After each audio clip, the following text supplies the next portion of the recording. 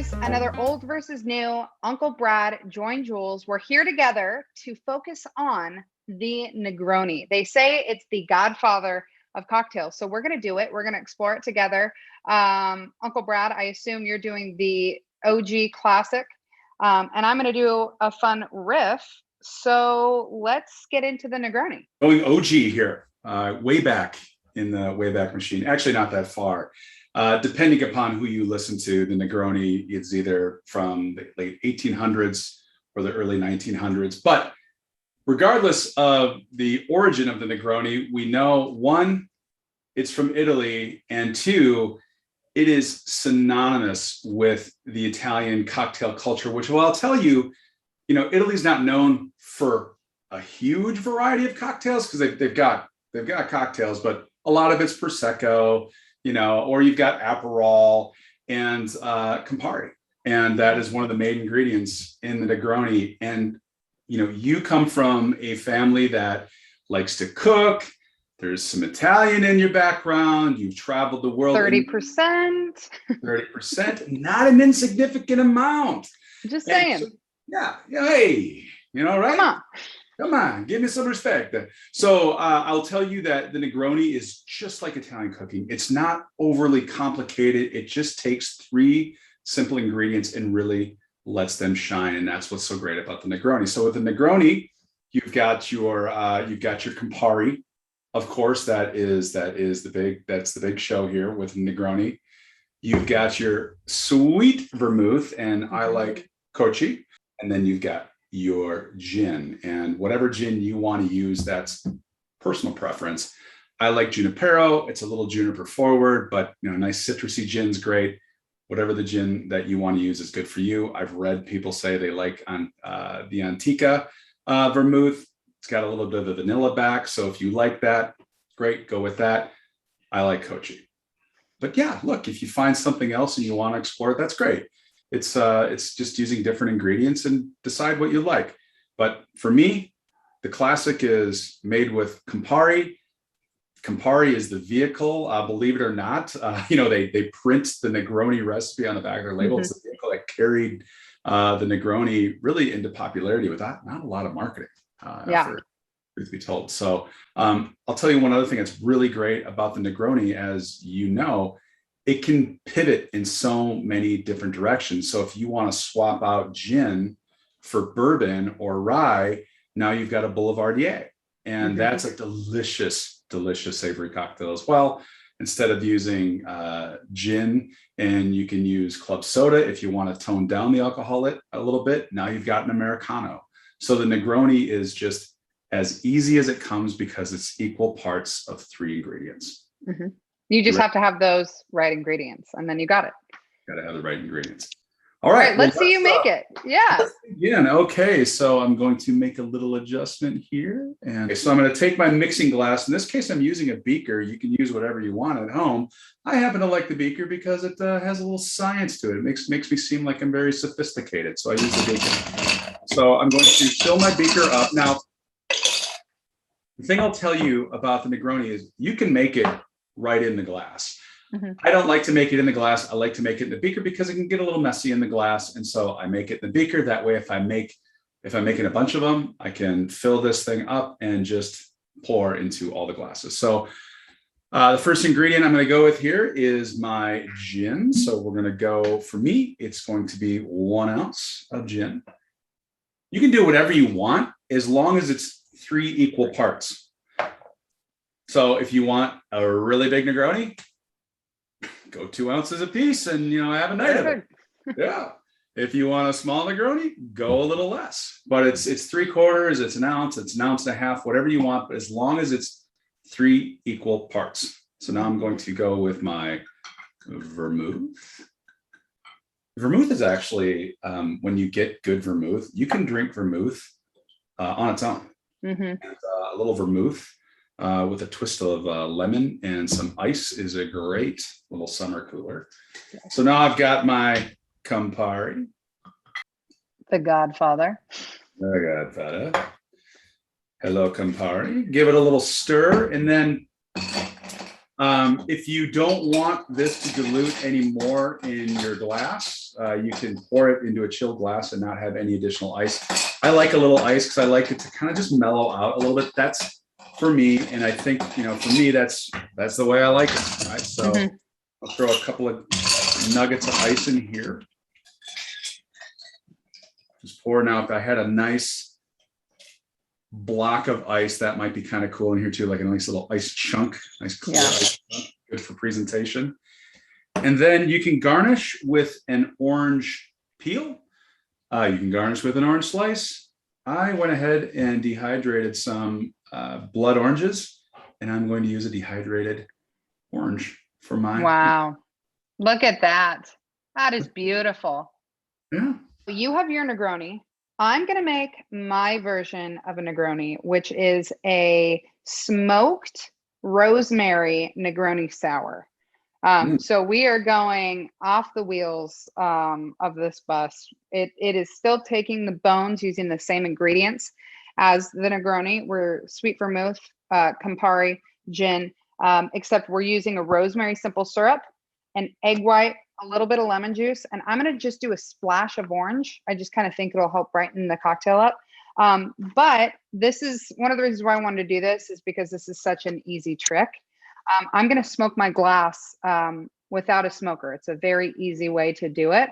I have this fire safe board that I use, but pretty much I just light my rosemary on fire.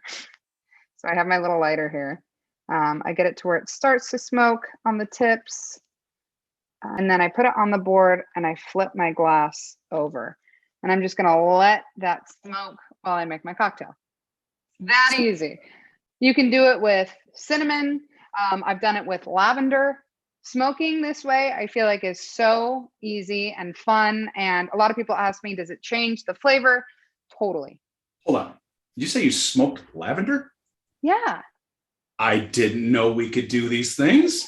I know. So I had dried lavender and I just made like a little mound on this board, and I just lit the top on fire and it started to smoke up a bit, and then I just put my glass on top. I totally gotta try this. I will tell you, best iced coffee I've ever had. Okay, so for my sour, we're gonna kind of do equal parts. I'm not gonna measure by the heart, but I am still working on this recipe. I'm using my house gin that I got from Ireland. I absolutely, if I'm making myself a nice cocktail, I'm using my favorite gin, and this is it. So this is, yeah. Is that the one made with the milk solids, or? It's with the whey. The whey.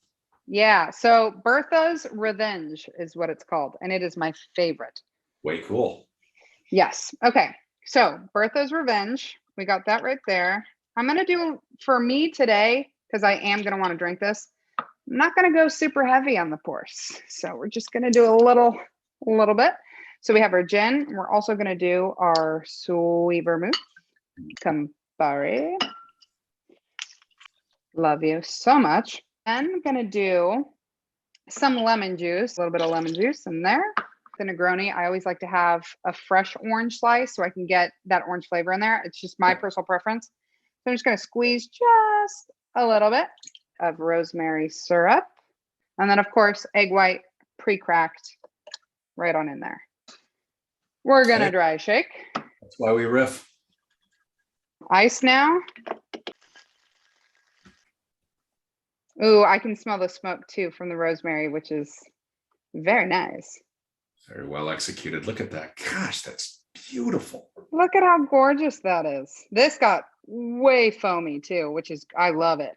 Yeah, totally. That's just silk. Beauty. Yeah. So I'm going to do the rosemary. And I'm also going to put in just a citrus wheel on top. Nice. So let's see if you can see that. That is beautiful. Cheers. Is that pretty? Cheers. Cheers to you. Oh, look at that froth top. Yeah, no, this is a good one. All right, let's see. Okay. Wow. Yeah. I can't even tell you how wow that is. Well, I can't wait to try that one. I would love to get the history of the Negroni and why it's as world renowned as it is today? Well, the year is debatable, but the story that seems to be the one everybody likes is right around 1919. And we're in Florence, Italy. And this gentleman by the name of Count Camillo Negroni walks into a bar and loves this cocktail called the Americana, which is Campari, sweet vermouth, and soda water.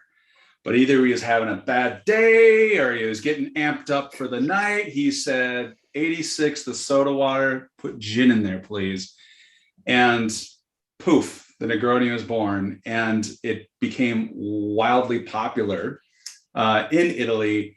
And it became so popular that the Negroni family opened up a distillery and started to make pre-made Negronis, kind of like the first canned cocktail, if you will. Right. And they were selling these pre-made Negronis called Negroni Antica 1919.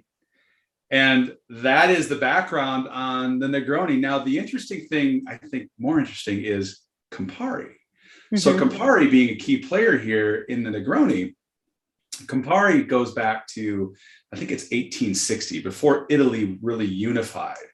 And Campari was this, bitter alcohol, this bitter orange alcohol that people drank in Italy. And so it made its way into the cocktail culture as time grew on and people started to mix things in with the Campari. Well, did you know that Campari, where it gets its red color from, do you know where it gets its red color from? Or no, I have no. This is really interesting. Up to the year 2006, they used an insect, a little tiny insect that was crushed up, and it's called red number 4, but it's the cochineal insect. And and I've seen this, I was at actually a place here this past spring at Dryland Distillers in Colorado. Mm-hmm. And this guy took a couple of these little bugs, tossed them in a glass, and sure enough, this red dye starts to seep out of them. So they used to color Campari with these cochineal bugs. And it was up until 2006 when somebody's probably like, I don't want insects in my alcohol. Yeah.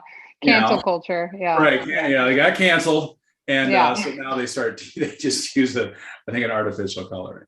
The other thing too is that's interesting is Campari is the ABV, alcohol by volume, is different based upon where you are in the world. So in the United States, I think we have it at 24%? Yeah, mine says 24. Yeah, but in Sweden and Iceland, it's 21. And in Jamaica, it's 28.5%, which certainly is going to have an effect on what your Negroni tastes like when you try them in other places. So that's a little background on the Negroni. That's a little background on Campari. And there's a saying about the Negroni for those of you who are like, oh my gosh, this is super bitter. You've got to try the Negroni 3 times before you fall in love with it.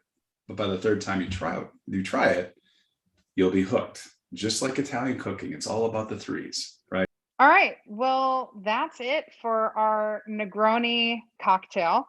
We highlighted Campari, we highlighted gin. We have 2 variations of the Negroni, the classic.